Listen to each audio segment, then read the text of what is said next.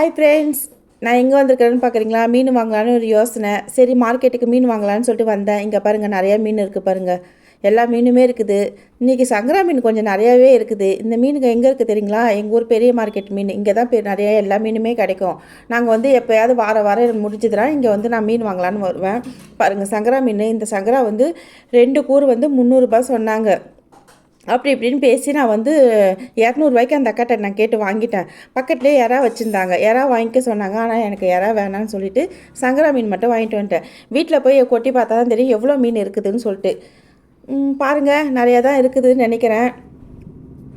வாங்கலாம்ல 200 இந்த மீன். புது சங்கரா இருக்குது. இது வந்து எங்கள் ஊரில் வந்து நாட்டு சங்கரான்னு சொல்லுவோம். இந்த மீனில் வந்து குழம்பு வச்சு சாப்பிட்டா நல்லாயிருக்கும். வறுத்து நாங்கள் சாப்பிடுவோம். நெக்ஸ்ட் வீடியோவில் சந்திப்போம். பாய். உங்களுக்கு சங்கரா மீன் பிடிக்குமா?